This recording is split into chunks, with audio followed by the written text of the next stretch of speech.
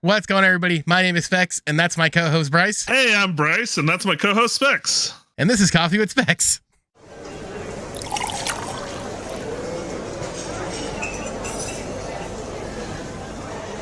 Shout out to the boys over at Locked On Angels for me stealing their thing.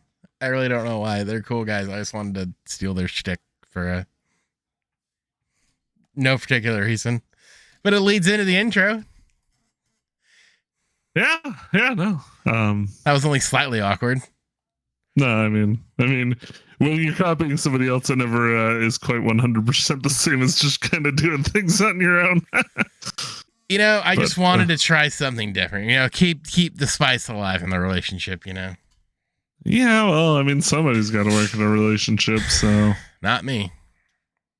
I mean, you're the one doing it. Son of a bitch. All right. I've tricked you into being the one who puts effort into our relationship. I know, I'm the one doing all the work again, and he's supposed to be the producer. I know. For those who don't know, I mean, we've talked about it on the podcast before, but a while back, I had the idea to start doing a rundown for us, so that way we weren't just kind of rambling. And I used to put the rundown together every week, and then just after the holidays, it kind of fell. No, he started streaming. You see, practice. He started streaming and then was like, "I'd rather stream, so I'm just gonna stream now." And basically. But it was before I started streaming. See, here's the funny part. But a little look behind the curtain. We're talking, and at 6:30 my time, he goes, "Hey, I'm about ready to stream," and I'm like, "It's Friday, you degenerate! Like, what are you doing?" And then at 7:30 my a half hour ago, he was like, "All right, about ready to stream," and I'm like, "Dog." You're like, I don't want to sit around on a Friday night. I mean, I already sit your stream, and then I have to go into podcasting at 10 o'clock my time. You filthy mongrel. Well, and that's why we flipped this around for the behind the scenes stuff. We flipped it around to where we're doing the podcast before we do my streams. That way, if Spects gets tired, he can go to sleep. And then I can just fall asleep on him and wake up at 2 a.m. to some rando drinking milk. Not that that's happened. I don't know why I jumped to a rando drinking milk, but. That's I absolutely do not vet most of the guys that I raid into, but ever since one time I suggested that you raid what was her name, Elena. You did both of those. Oh yeah, Hogwarts Legacy. You were like, Bryce likes 20-year-old women. No. My response was like, hold up. First up, I'm married. Why do you think it seemed like I just threw out some weird allegation that Bryce peruses Reddit or Twitch and just finds these young girls? No, but if you go back and watch, I don't remember what I said. You definitely we were insinuating Bryce is watching these girls playing Hogwarts Legacy, and I'm like, that's not what I'm doing. They're just the majority of who's playing Hogwarts Legacy. So actually, Twitch itself, I feel like, is getting taken over by girl streamers. Like, it's like a few of them made it big, and then all of a sudden it's like that's all that happens. I plead the fifth. I won't say anything to the contrary. I'm just gonna you have thoughts on this and you don't want to say. You don't want to get canceled. I have nothing. Nope. I have nothing neither positive nor negative about the statement. I'm just gonna go, Are your thoughts positive or are they negative? I mean, they're positive. Okay. I don't care. No, I mean, look. I honestly, there tread lightly. No. I'm trying to say, I would rather watch a female streamer, but not because they're a female streamer necessarily, but because most female streamers tend to be a lot more personable than the guys do.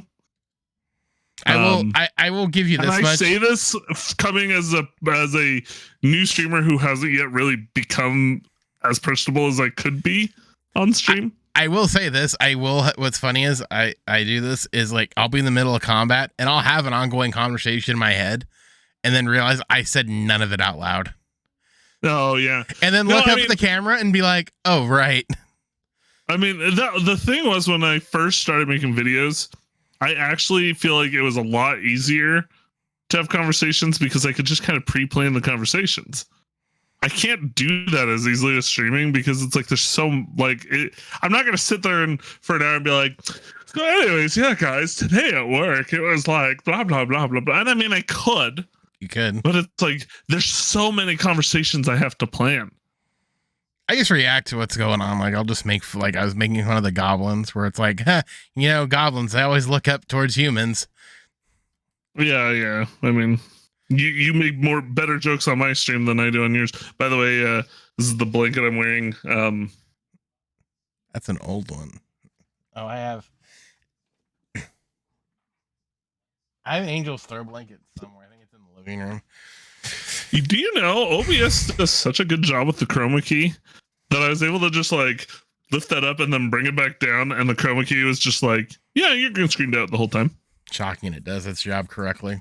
What a concept. But I mean, like, to think how far that's come. Like, that video I shared with you before we started recording, he talks about how there used to have to be a whole machine, like a physical machine for chroma keys. What are you gonna do when I get a green screen behind me? I mean, then we can do the thing where we're both sitting at the desk and talking to each other. It'll be like we're there together in person, even though we never get to see each other in person anymore. Because you're married and live out of state and drinking. Is Friday night Sam's Club pizza night? I mean, Abby does a lot of her shopping on Friday nights, so and Friday nights and Saturday mornings. So she'll get it because I mean, Sam's Club stuff is cheap. I'm not saying it's just like the third or fourth week in a row that we can get a meal for like all of us, like including like both my daughters, for like less than $10 practically. Yeah, and that's including like drinks and isn't the whole pizza combo with like cookies and stuff like $13 or something? I think pizza combo is just pizza and a drink. Oh no, I was thinking of like they have like a family thing, don't they? They might. I don't know. I haven't really looked into that much. We what we do is we just get pieces of pizza. Because the pieces they give you are so big anyways. Yeah. Sometimes we get like a full big thing, and those are like it's like a huge pizza, and it's like $6, I think. I'm trying to something like that. And hold on, I'm looking this up here. Hang on a sec. We're diving. Where is it? Nope. Oh, they have a pizza pretzel. What the hell? It's funny because online it just says current price $0, and it's like, no, that's $7.98 for a 16-inch pizza. That's not bad. That's really good, dude. I haven't had 16-inch pizza. I haven't had at Domino's. Don't compare it to Domino's. You gotta compare it to like Little Caesars, like what, $6? Oh, pizza combo. Found it. Little Caesars is $6.50. So that's one topping. So the combo, the original. Oh no, $9.49. Oh, no, sorry, man. A large is $9.49. So yeah, if you want to compare, but I will say, in terms of taste, it compares more to like the top pizza places than to Little Caesars. Don't get me wrong, I love Little Caesars. I just want to find what the price was. I thought it was like $12 or $13. For what? Okay. For wait, is this it? Okay? So Sam's Fresh and Ready pack. I don't know if this is like the full thing. Oh no, it is. So pizza with all the extras is a 16-inch pizza, breadsticks, half a dozen cookies, and 2-liter Cokes for $13. Oh my gosh, why have I not been doing this? I don't know how old this article is, but I remember there I think this is something different. What was it called? Sam's Club. Here, it's a pizza. It's just the pizza combo. I've seen it before. It sounds vaguely familiar. I think they had a different one. I think this is like one of the first ones they did. Oh, there we go. I don't know if they still have it. Oh, okay. So the pizza now is $9, and the pizza so the full whole pizza's $8 is $9, but I could have sworn they had like a combo, like a whole thing. I don't know if they still have this because like there's an image of a sign up. I think they definitely don't have that sign. I don't think they have anymore. How dare they rank Sam's Club pizza 5 out of 10, but Costco's 9 out of 10 when it's the exact same. It's the exact same thing. I mean, I do to some extent think Costco's food court's just a little tastier, but the Sam's Club Deluxe pizza is super tasty. So I think there's an inherent bias. Is my opinion. I think there's an inherent bias towards Costco, and I don't understand it. Because, well, I think it's probably because Costco's owned by the, or not Costco, Sam's Club is owned by Walmart. Yeah. Because it's one of those bits where I'm like, they literally sell the same thing. I'll give you this much when it comes to Costco. I do think like pizza for pizza, I think Costco's is slightly better. But I will say this, look, pizza for pizza, Costco. Hot dog for hot dog, definitely Costco. That's particularly because you can go to Costco and get a Polish dog, which is like 10 times better than Sam's just used a to have dog. a Polish dog. I know, and they got rid of it, and they got rid of it. Don't know why. The Polish dog was so yummy. The only, but and plus too, they have like, so their beef dogs are Nathan's, and you know what are like their hot dogs are okay. Yeah, they're good. They're it's something I have to be in the mood for. Where if I go to Costco, I can get the Polish dog, and it's like, oh my gosh. Yeah. But I actually watched a video by the guy who does Food Theory. Is it the same guy that does Game Theory? Yeah. God, I hate it's him. It's not just a theory. I despise. No, it's not just a theory. God, it's a game theory. I despise him with every fiber of my being. I really do. I need him to go. I really like Food Theory. I need him to go away. I don't watch game theory much. We need to send him off to pasture. Like, he needs to go. Matt needs to go. You don't like Matt? I don't. Oh, man. That's a hot take. He's rubbed me the wrong way one too many times. I don't know why. Oh, giggity. You're so gross. You're the one who said it.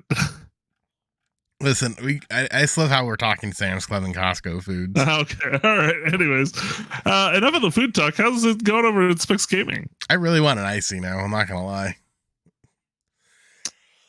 Should we just make this into a food episode of Spects Gaming, or of Coffee with Spects? I mean, didn't they make? I don't remember this because I could have sworn they did. Did they have like a blended ice drink for a solid minute at like Sam's Club? Or am I losing my mind? Blended ice. They had some sort of mocha thing, didn't they? Or am I just like smoking the methamphetamines? Yeah, I wouldn't know. Oh, right. I wouldn't know, but no. How's the streams and the videos been going? Okay. I'm gonna solve my own mystery. Okay. No Doki Doki this week. No Doki this week because Sabbath had to work. I just said Doki Doki like Doki Doki Panic from the Super Nintendo.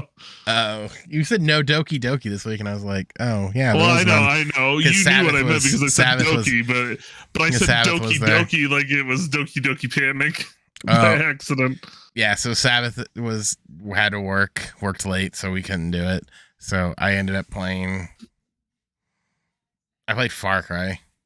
I hate Far Cry. I don't want to fly anymore. I should have just played Hogwarts or something. I don't know.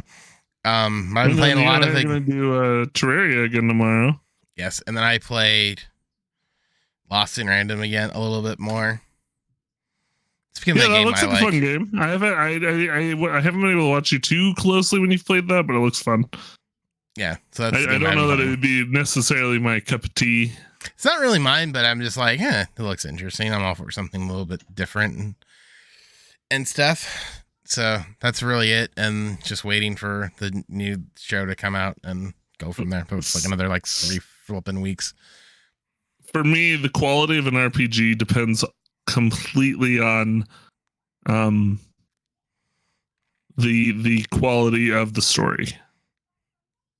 And the battle mechanics and stuff is important, but I can usually figure my way around stuff as long as the story's good. You want another? It's what I do like about Hogwarts Legacy is like.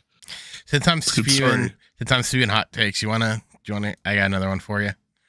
Oh, okay. People overvalue game mechanics over game story, and it drives me up a wall. Oh, I don't. I know you don't, but like people prefer story. Because you gotta remember, like the first community I was in had that problem, and every time I butt heads with these guys, I'm like, you guys are idiots. If all you do is if you run headlong into something like, oh, mechanically it's so much better, and that's the only thing you have to stand on, I don't understand you. That'd be like the equivalent of being like, hey, my car doesn't necessarily run on gas, but damn, the AC works really well. Like, I don't get it. I legitimately don't get it. If your entire gripe against the game is, God, the mechanics were so bad. Like, that's not even. No, that's not an argument. I mean, like, it could definitely take away from a game for me. Oh, it can take away, but I don't think. I just think if that's like your one gripe, if your one gripe is, oh, mechanically it's this and it's boring, and I'm just like, that's not that. That's a you. That's a you thing. That's not the game. That's you. Yeah, I want like the characters to have relationships, not necessarily like romantic relationships. I'm just talking about like the depth of their friendships. You want someone to die. You want when a character dies, you can actually feel it. Yeah, in some way. I when I play an RPG, I basically want it to be a movie. Yeah, no, I get it. That I'm playing. It doesn't matter. Like, the reason I love Final Fantasy VII, both the original PlayStation version and also the remaster. The remasters, because the story is so good. When characters get hurt, when they die, you're like, oh my gosh. Screw, you didn't care that Wedge died. Shut up. I mean, not in the original. You didn't care now either. The game did a good job of making. It couldn't have made it worse. I'm just gonna throw that out there. No, but that's what I'm saying. The game did a good job of making me care about the other Avalanche members. The guy that you only get to see for like 10 minutes. Yeah, normally in the original, you're like, yeah, okay, these are fun, but you don't really see them anymore. So they haven't gotten to when what's her face goes, have they? They only. Aerith? No, not yet. No, not Aerith. Tifa? And she, what? What about Tifa? Doesn't she? I'm probably getting them confused. Aerith dies in the original. Is that her name? Is that the other girl's name? Yep, Aerith or Eris. I think in my playthrough, I named the localization of the original game. I think I named her Daisy in my playthrough. We named them all like. I think I named her Alyssa in my original playthrough, and then I just stopped renaming them. Yeah, after a while. I would rename me to me, like our Cloud to me, but then I would leave everybody else like Barrett and everybody. But I had like everybody named after, like, I think Barrett was Jacob, because when I played that was you and Jacob. That was you and Jacob's thing was Final Fantasy. But let me ask you what the bigger sin is. What's the bigger sin? A poor drops from a boss, or 45 minutes to an hour of a dead story? 45 minutes to an hour of a dead story. Thank you. All right, carry on. I can handle not having items. You know me. You watch me play Hogwarts. I'm not sitting there going, I need all the best items. I look for him, but I've realized really quickly that it's like, because of how the game works, I can just throw on whatever's the best, and I have 3 outfits in that game now. I made myself a hero outfit. Did you make yourself a hero outfit? No. Stop mocking me. Hey, you want to know? So I put this in here, because we're in the slight mood. You know, one thing I've been loving the last week, AI president videos. I have love these. Oh, they're so good. They're just so good. And did you see the Minecraft one? Yes. Why is Trump's Minecraft house the White House? It was Trump. I thought he made Trump Tower. No. Oh, there's a couple of them. He makes the White House his main like thing. Oh. And then Obama says like, I don't know, it's what he decided to make. And then he's like, and then Biden's like, I'm gonna blow this up. Oh yeah, I did see that. And then Obama's like, no. He's like, no, don't do that. It took us so long to get him to even play with us. He's like, I don't care. I've already got all the explosives loaded. Oh yeah, and I remember that he blew it up. And he's like, and then Trump basically is like, I'm not playing with you guys anymore. That took me hours to make. I've been watching a bunch of. I got one more I got to watch. Apparently, they play Elden Ring, which I'm all here for. Oh my god, I love them. The Dead by Daylight ones. They did one with Modern Warfare 2, and Joe Biden's playing Halo or something. I've seen a couple of these, but yeah, no, I love them. They're so good. I love it because they're so stupid, and I love it. I love them. I need more of them. It takes me back almost to like the type of videos we would watch in middle school. Maybe that's why I love them so much, because they're on that level of just like stupid voiceovers, and it's like AI is gonna spread misinformation. I'm like, I don't care. AI makes great memes when we're talking. When I get to hear Joe Biden and Donald Trump complain to each other in a game of Dead by Daylight with John F. Kennedy, I'm all for it. Oh man, I love it. It's so good. I need more of them. No, yeah, I those are funny. We need more. More memes. More memes. More TikTok videos. Honestly, well, TikTok's gonna get banned, so YouTube just wins again. Well, speaking of the government, you put in our rundown, the FTC has told the PlayStation. Wow. Has told Sony or the PlayStation it has to reveal its third-party exclusivity deals. So I love nothing more. I feel like the FTC is just messing with everybody. So I love nothing more than when companies get petty with each other. And the entire background of this lawsuit is basically Sony's just bitter because they're afraid that because Microsoft's going to own Blizzard Activision, that they're going to get screwed over on Modern Warfare content. And yet the PlayStation, and yet Sony's whole thing is Sony is like, Bungie. It was Bungie, and Sony bought Bungie, which is like, oh, that's funny. But why are they allowed to buy Bungie? But no, that's what's so funny to me. And then Microsoft said, fine, we'll play along, and subpoenaed Sony for its third-party deals because, for the same reason, basically. At this point, they're just throwing feces at each other, and it's going to make everyone look better. Who knows? Maybe we'll come out of this the other end with, you guys aren't allowed to have exclusivity deals anymore. You're probably going to get companies. Honestly, I wouldn't be shocked if that were the case. Or they're going to say if they're going to do what you see with Epic and Steam, where it'll be exclusive to one console for like a 90-day period and then jump to the other console. Yeah. Instead of this like total like, Sony's currently trying to buy Square Enix. So yeah, and that's my thought. That my whole thing was, so we're never gonna see any Square Enix games on Xbox or Microsoft ever again. Because that's 1,000% what happened. Yet Sony wants to cry that they're gonna take away. Sony's just mad because Microsoft started playing the game better than they did, and that's the thing is, past generations, Sony's been doing exactly this. They picked up everything from Nintendo. Like Sony, yeah, I think Sony bought Riotware, I think. And they worked with Nintendo. That's why I haven't got another Donkey Kong Country. Well, like ultimately, like, what was the reason that the PlayStation 3 ended up outselling the Xbox 360 at the end of its lifespan? Well, yeah, because of it's because The Last of Us came out as an exclusive game. Yeah, The Last of Us is exclusive, and Xbox gave out no exclusive games. It was because it was in that generation you had Halo, you had some good exclusives and you had some good games at the beginning. The difference was at the end, the Xbox 360, the Wii had been so successful that Microsoft was kind of like, hey, we want to kind of get in on that. So they came up with the Kinect, and the Kinect was at the beginning was really popular, and then it died off because it just got thrown in with everything. But Well, the problem, the thing was it got forced on you with the Xbox One, and so everybody was just like, I don't even want to bother with this anymore. the problem with like the Sony Microsoft thing is Sony's been doing exclusive crap for years. Look at the show. It took them almost 14.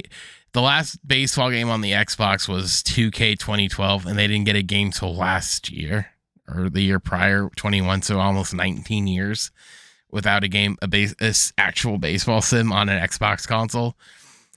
So I mean, at least they're not as bad as what Nintendo used to be in the 90s. Because when Nintendo had a complete grip on the market, their whole thing was like they would tell developers, if you want to develop any games at all, it has to be for the Nintendo or the Super Nintendo or whatever, you have to be exclusive to us regularly. Well, Nintendo had the bigger issue of they had to deal with Sega because that was their big competition at the time. Now Nintendo's just sort of like their own little independent thing. They kind of do. Nintendo just does Nintendo things. Yeah, but I do find it funny that Microsoft subpoenaed Sony for their third party, and Sony's like, "Oh, we don't have to show that." And the judge was the subpoena got basically all. Sony's request to squash Microsoft subpoena has mostly been rejected, so it looks like they're gonna have to kind of show their stuff. Sony attempted to quash or limit the subpoena, arguing that the number of requests were either irrelevant to the case or too time-consuming and expensive to carry out. However, in a newly filed order made by the FTC's chief administrative law judge, most of Sony's arguments have been rejected. Most notable among Sony's requests was that an order produce a copy of every licensing agreement it has entered into with a third-party publisher between January 2012 to present be squashed, a request which has been denied. So Microsoft's saying, "Yeah, you want to see bitch about our third-party deals? Hey, how about your third-party deals for the last decade?" Which I would love to see, because that generation between 20 basically up until now, I'm willing to bet Sony didn't really do anything. And I love the following sentence here where it says, Sony argued that this information has no apparent value and that compiling the documents would mean an unduly and burdensome manual review of over 1,500 contract records to find which ones were relevant. And do you know what's funny? Just a quick pause on that is they act like a lawyer's gonna have to be sitting around thumbing through these documents. No, they're just, all they'd have to do is put a bunch of PDFs, because I'm more than positive these are all in PDF electronic form, and then they just put them into an AI that thumbs through everything and goes, "Here's the exact stuff you needed." No, yeah, but the whole thing is they're being belligerent for a reason. They're being belligerent on purpose. They're doing this shtick of, well, that has no deal with this current thing. And I kind of I don't side with the government too often, but I do side with the FTC going, actually, no, if you're going to complain that Microsoft's, gonna just exclusive, well, what have you guys been doing? Because I will say this, Microsoft wanted to turn the table on Sony and be like, hey, here's all of Sony's IPs that were exclusive for the last decade. I'm going to tell you the number, and there are plenty that say like, oh, PlayStation outdid Microsoft in terms of exclusive games for the last decade. Yeah. So that's entertaining, and I'm fingers crossed that doesn't work. Yeah, no.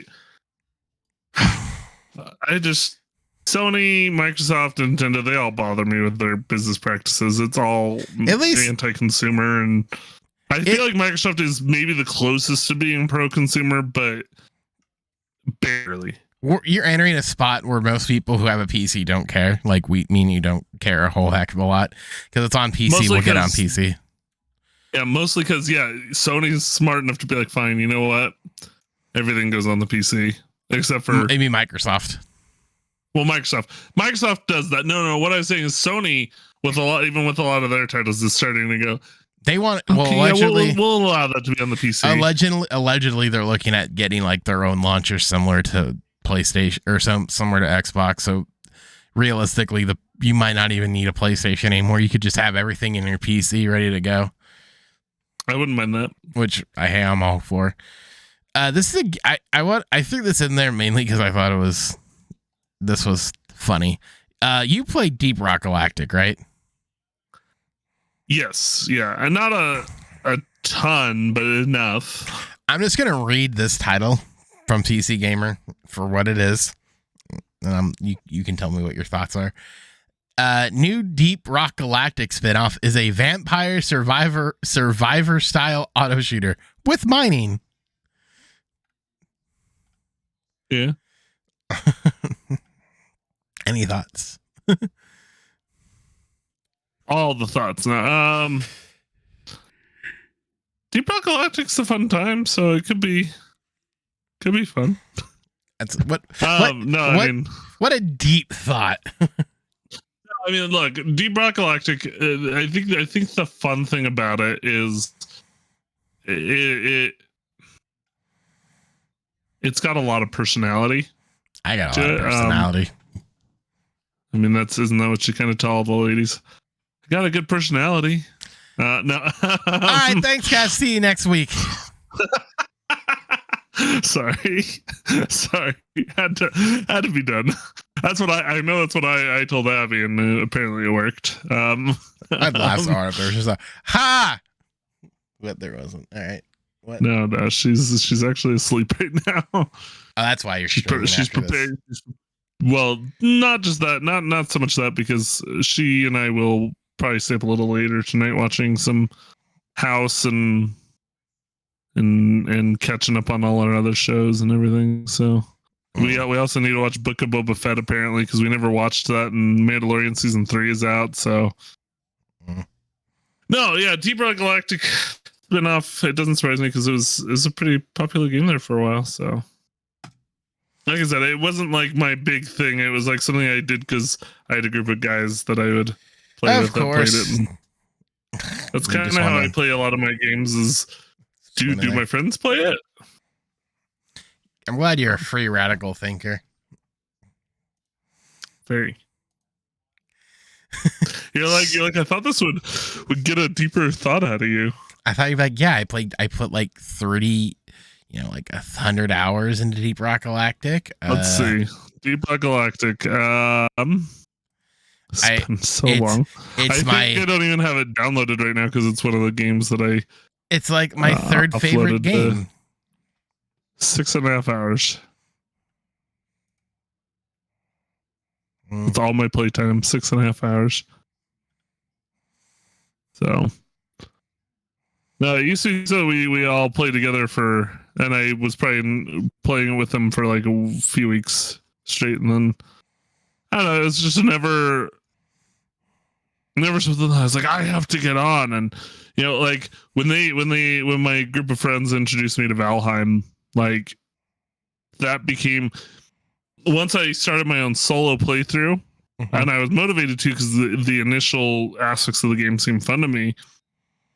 Once I started my solo playthrough and really got into it, I was like, I have to play this all the time. I'm gonna build stuff. I'm gonna go out and collect resources, and it became like a whole big, beautiful thing.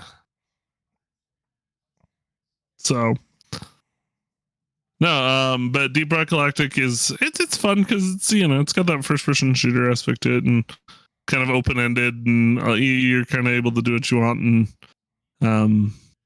so any spin-offs I think will have a good personality and be worth playing. So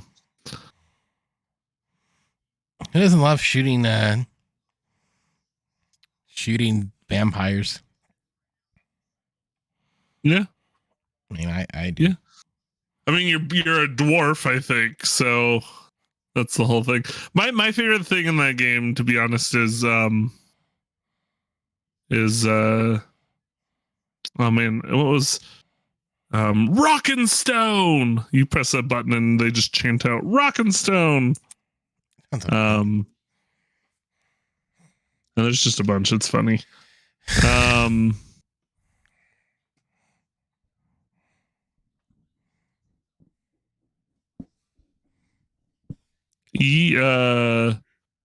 Yeah, so yeah, Rock and Stone for Carl. Carl. Yeah, that's just a name of a person. It's kind of like the weird like lore that never really gets explored. But anyways, no, yeah. So you could have your guy chant a bunch of here's where it is. Shouts. Shout. A little Depeche Mode.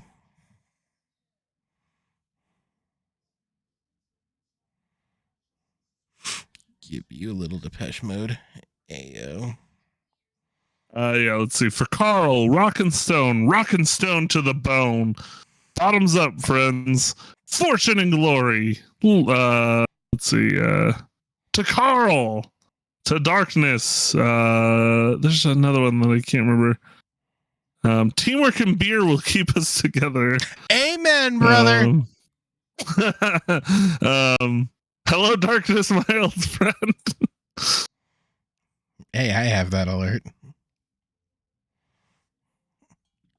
Yeah, no, anyways, and that does remind me, I'm trying to come up with some like memes that I could play out, like one that I've thought of during Harry Potter.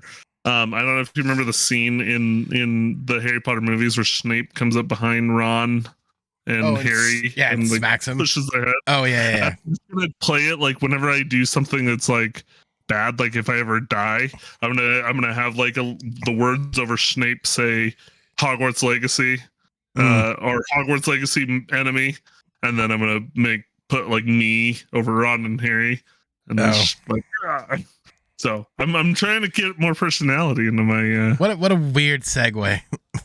No, sorry, I was just saying like it's just funny because like those are things that like you kind of mentioned like you've got the alert sort of thing, so it's like what alert? Shouts to the alert. You said the alert, the hello darkness, my old friend. Oh yeah. So I just my brain connected. Sorry, I've got ADD, so you gotta remember. Now speaking of Hogwarts Legacy, more people playing are playing Sons of the Forest on Steam than Hogwarts Legacy now. I feel like here's the thing. Hogwarts Legacy had a limited community, obviously, whereas Sons of the Forest is more of like one of those games like back in like when we had Fall Guys and Among Us and those kinds of games. They're so generic that everybody can get into them, but Hogwarts Legacy is not for your everyday person necessarily, even though an everyday person could get into it. It's for Harry Potter fans. Or people just like playing with their friends. But also, yeah, I think... and that's what I'm saying. I'm saying you had a limited audience already. You made it a single-player adventure game. And then now with Sons of the Forest, it already had some of a fan base. But then once people started co-oping it, they were like, oh, hey, tell their friends. And that kind of expands the community more easily than, hey, it's based on Hogwarts. It's based on you can go to school and learn magic. I have no clue what you said there, but I'm just gonna go, yeah, totally. Sounds about right. Oh, did I cut out or something? No, I just wasn't. I don't think if I wasn't listening or you didn't make a point. Whatever. Spects totally hates me. That's what you guys should take away from all this. I have to mod after this. Hey, Forrest is fun. I played the original. It was a fun time. Like I messaged with you, I think we should we should play Sons of the Forest sometime. Maybe once I finish Hogwarts Legacy. I'm gonna start Valheim once I finish Hogwarts Legacy. This man's already planning things. But maybe I could also get you into Valheim. Who knows? We'll see. Yeah. Valheim is a good time.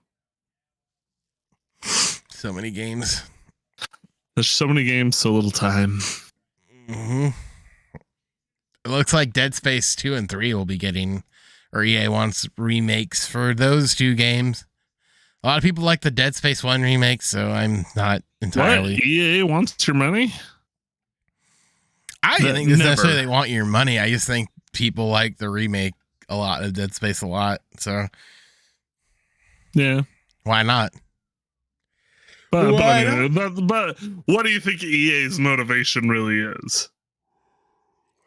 I mean, it's money. Their whole culture is about making money. So no, it's definitely money. But I think if there was an interest in the first game doing so well, why would you not be like? Because they expanded on the story. Yeah, I guess so. So they expand upon the story. They can be like, we can do the same with 2 and 3. Sure. I mean, that's basically what every series does. Is like redo it. I mean, Resident Evil's doing it. No, yeah. I like remakes. But like, I mean, obviously for me, it has to fit. Like, do you like remakes or do you like remasters more? It depends. If I played the game previously, I prefer it to be just a remake. Just a remaster. But if I didn't play it, but I'm interested in just getting into that whole I'm willing to play the Last of Us remake when it comes out, because I didn't get into the original The Last of Us because I never had a PlayStation 3, right? So, or 4. So it's like I, and I mean, like, don't get me wrong, like Final Fantasy 7, when that was with that remake, it's been fun. It's been fun to compare both. But like, if you change too much in a remake, sometimes that can be a possible negative. It's hard, I think, to do a real remake because you're gonna have people who have spent, depending on how old the game is, it could be people who have spent 20, 30 years being investing all this time into learning the lore and really getting to know everything. And then it's like, oh, you changed this important aspect of the story. That's going to change like so much. And then, and so you have to kind of like, toe the line, because you could end up being, if you cross over the line, you're going to upset more people than, because who is a remake for? Is it for a new audience or is it for your old audience? Yes. Primarily, at least initially, it's for the old audience. That's what's going to generate your initial interest. But if the old audience doesn't stay into it, you might lose that core part of your audience, and you don't want to do that. So you have to, it's a balancing act. Yeah. So I think remasters are safer, but they're also probably more boring in a lot of ways. We'll see. We shall. But I'll tell you, like the Spyro Reignited trilogy was almost perfectly done. And it is what I would say is the definitive way to play those games. Yeah. Rather than on the original PlayStation. So, but onto our little bit of sports talk, I guess. Sure. Totes. Otani made his Totes my goats. Otani made his one and only. Well, not one and only, but his. Basically only tune-up before the WBC on Tuesday against the A's, against fellow Japanese import. I'm like, I'll butcher his name. I have to look it up because I don't remember it offhand. But he looked good otherwise. It was a good outing. Angels have looked pretty decent so far. Yeah, no, and in fact, like what's impressed me has been a lot of their farm guys that are coming out. I think and that's what I think is funny. We get so the guy he faced was Shintaro Fujinami. Yeah, so in his 2 1/3 innings, he walked 2, struck out 2. So I might not have even said that correctly, but that would be my best approximation of how his name is pronounced. So yeah, so Otani went 2 1/3, walked 2, struck out 2. It was his only start for basically the next 2 weeks. At least with the Angels, he'll probably start for Team Japan in the World Baseball Classic, but he looked good in his first start. So did Reed. Good old Reed Detmers looked really good on Saturday or Sunday. And everyone's looked so far not too horrible, at least from what what I've seen so far. Hitting the offense looks to be there. Yeah. So yeah, far. I mean, my thing with spring training has always been it's not either.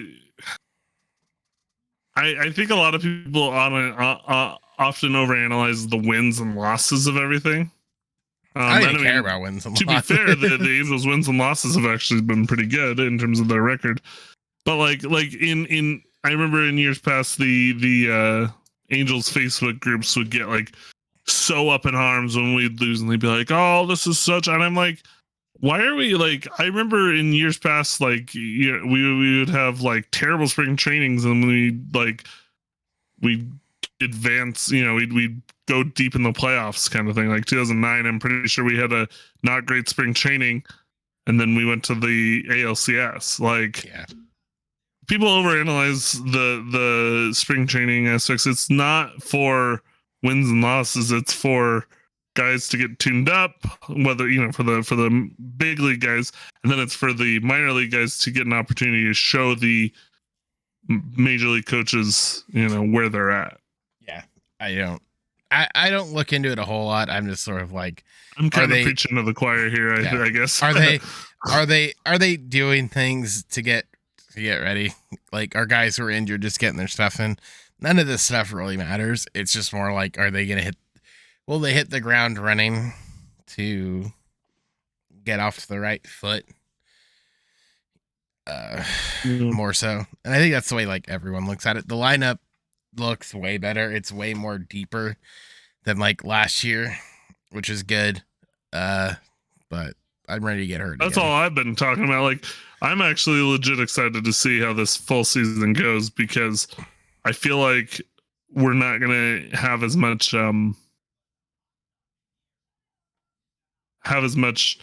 problem with depth in terms of like if Rendon goes down. When Rendon goes down. Assuming Rendon goes down, which is a pretty safe assumption, then it seems like we should be able to make that work. In terms of like having Urshela play third, or moving guys around, and Rengifo will now be more of a bench piece than having to be shoved right into the starting line, because he's not playing second, right? It's probably him, Fletcher. He's in the mix with the starting shortstop role, but if I had to put money on it, I'm guessing they're gonna it's probably Fletcher to start, and then Rando, and then Rengifo and Urshela will probably be like the backup infielders. I honestly wouldn't be surprised to see Neto get some time up in the majors this year.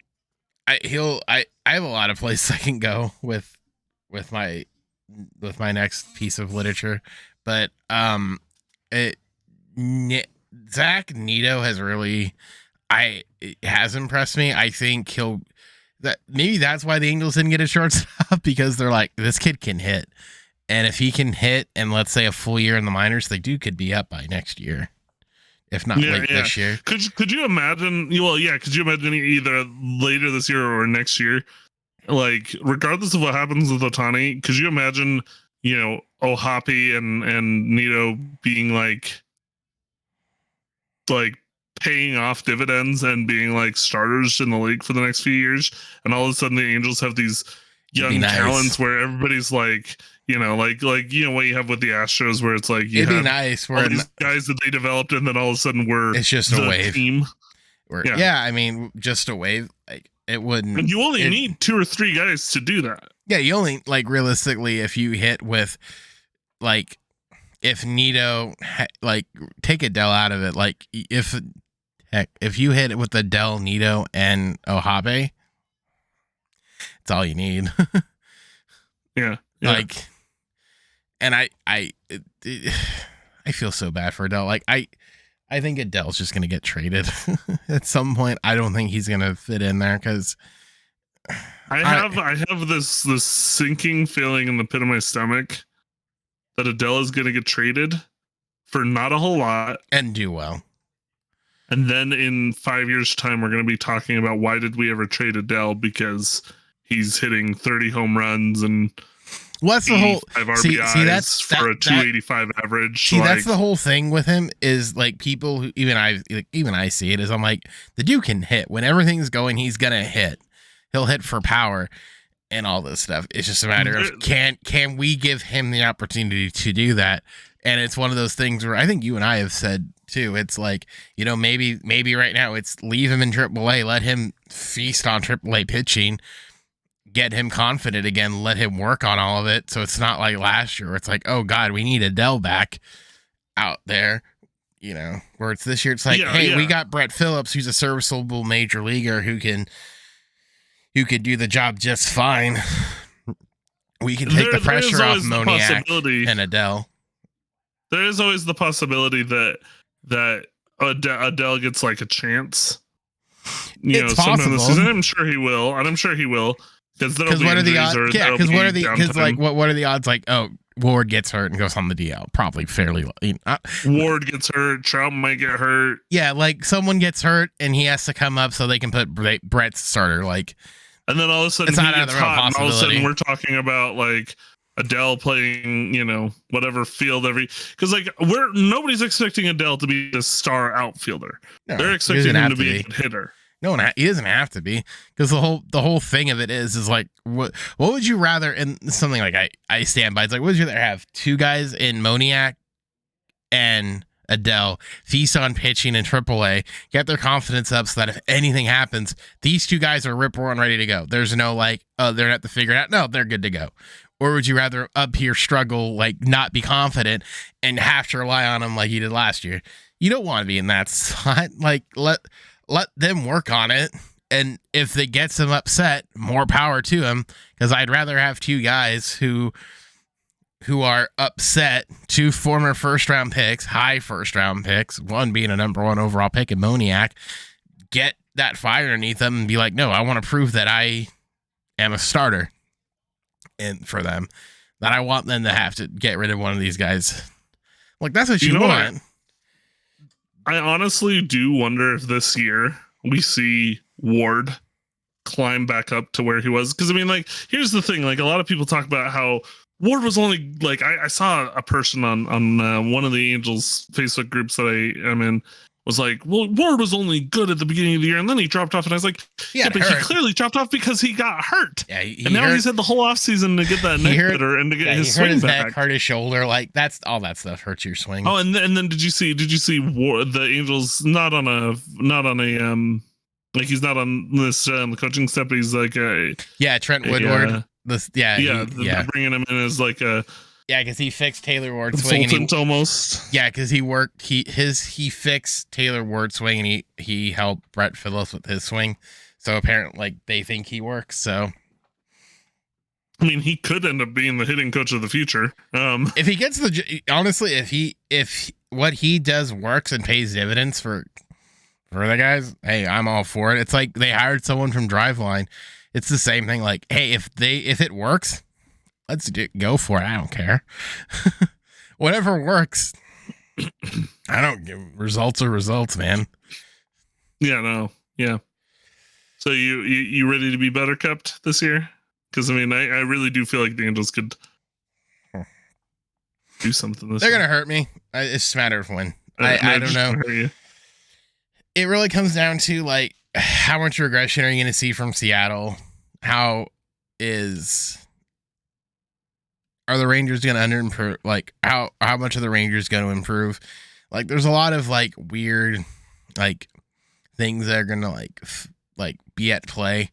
But ultimately, like, at the end of the day, like, it's one of those things where it's, like, I think the wins are going to be, like, 85-90 and be in the third wild card spot.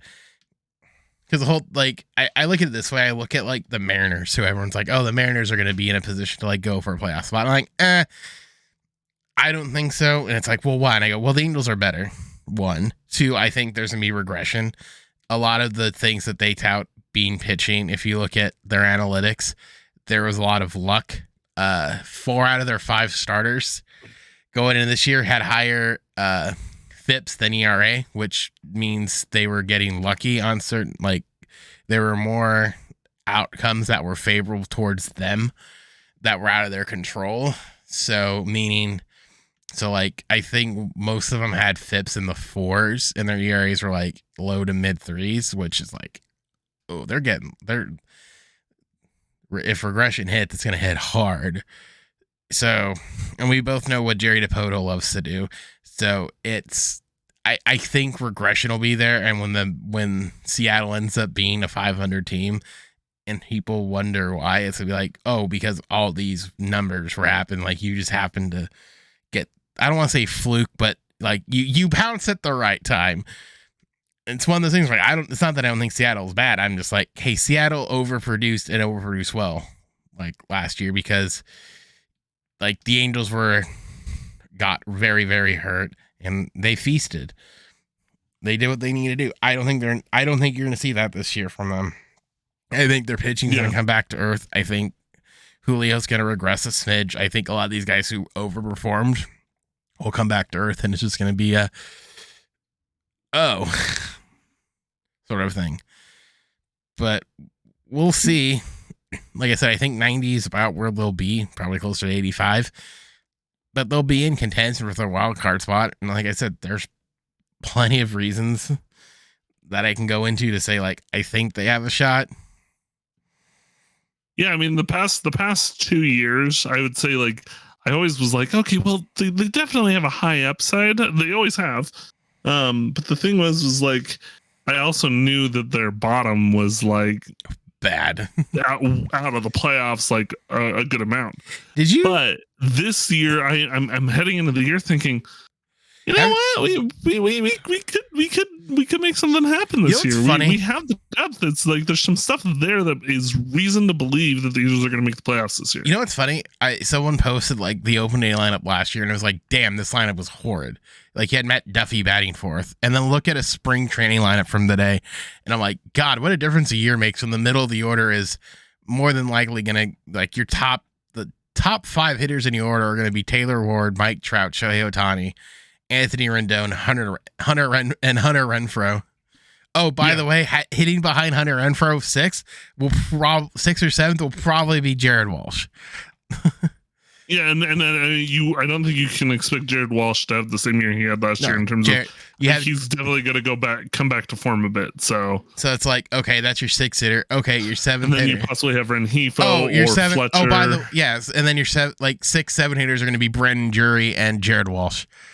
Like, yeah, it's like, oh my gosh, all of a sudden look how deep that lineup. Look how deep that lineup is.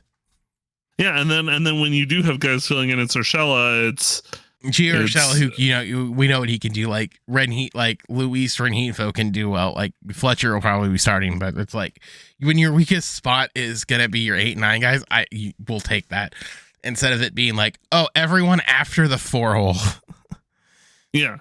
Now it won't be, if you get through the top of the order, you basically have a free ride until you get back to the top of the order again. And then basically all you have to do is kind of pitch around the top of the order, but you can't pitch around them anymore. Yeah, you can't pitch around them anymore. This is good. Yeah. So I'm ready to be buttercuped. I'm ready to be hurt. And I know it'll happen. But I think that'll wrap it up here for this episode of Coffee with Spects featuring Bryce the Prince. We'll be back same time, same place next week. And we get ready for the World Baseball Classic. That officially will be going, I think. Spects is excited. I'm percolating. All right. Go check out Bryce. He streams some nights now. He doesn't have a schedule. I stream some nights now. Go check out some of our stuff. Everything down below in the description below. We'll see you guys all next Monday at 10 a.m. Pacific, 1 p.m. Eastern for more.